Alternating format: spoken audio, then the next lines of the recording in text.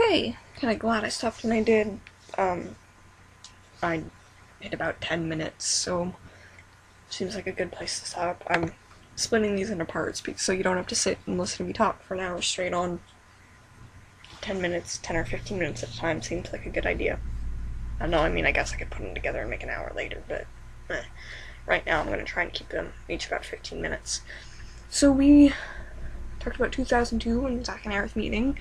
Now we're on 2004. We're on Birth by Sleep.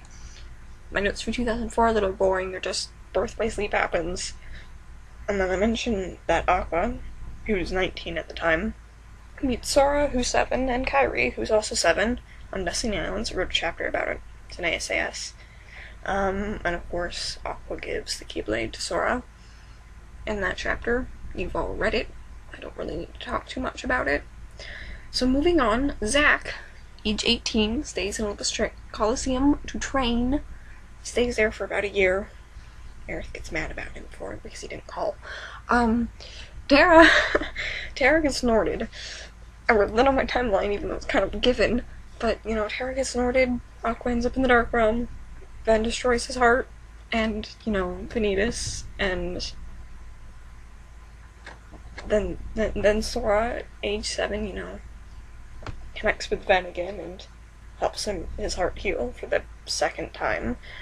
After all that happens, after all Birth by Sleep happens, which I covered it really lamely, but it isn't any different from canon, or not much different from canon.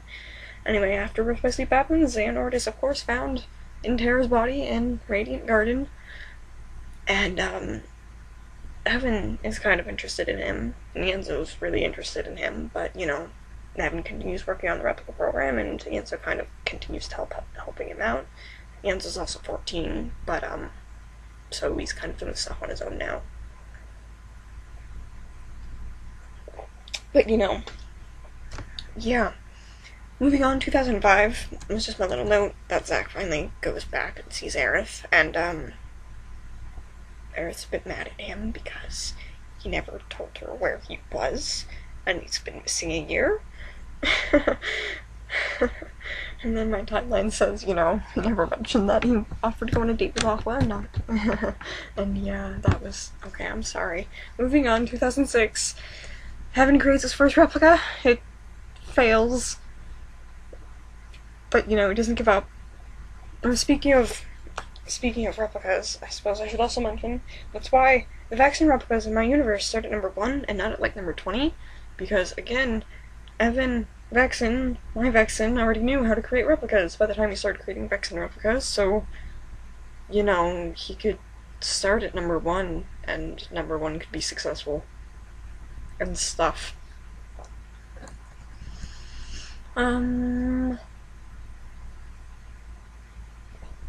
Now in 2007, Zach dies this year at the age of 21. You know, Xehanort kills him.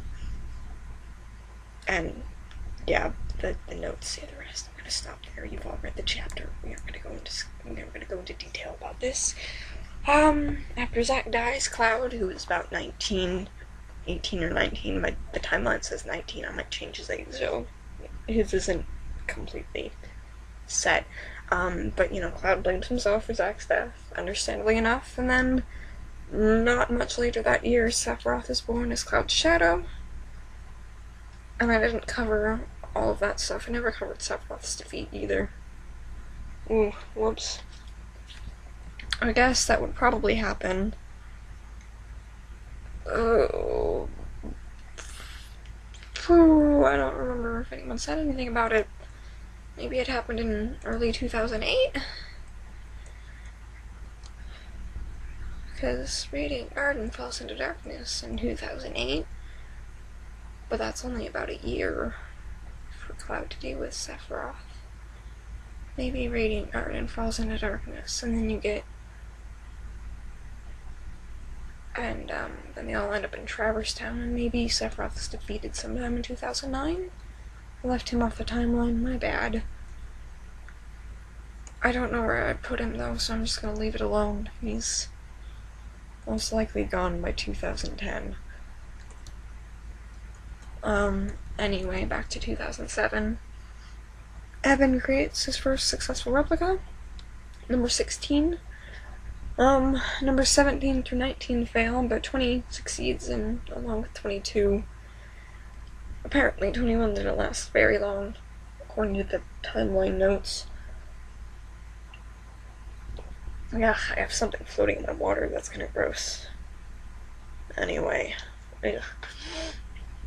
I wonder how long I've been talking. I don't know, I'm gonna go ahead and cover 2008, and then I'll stop. So 2008, Radiant Garden falls into darkness. And Evan is a little pissed at Xehanort because that was 10 years of research on his replica program that Xehanort just threw down the drain because Evan lost everything because Xehanort didn't warn him, and the world fell into darkness, and everything went bye-bye. And yeah, Evan was very mad at Xehanort. Very mad. I talked about it in my brainstorm on Sunday, but I won't go into it again. Maybe I'll post that brainstorm. It was a lot of fun. Anyway, so later in 2008, the organization is formed. Evan replica number 22 is the only Evan replica that survived Radiant Garden's fall. Makes off with what little research he can salvage, which is only a couple of papers. He didn't save any computer files or technology. Yeah, and then Evan replica 22 disappears. He's still around. He might show up later. Maybe. I don't know when. Evan's site's cluttered and he isn't needed in book 5, but, you know, will eventually show up. I don't know where he is right now. He's somewhere. Anyway, shortly, I don't know, around that time, Axel and Sax were recruited to the organization. It happens definitely sometime in 2008. I don't know when, I'd assume not much later after the organization is formed.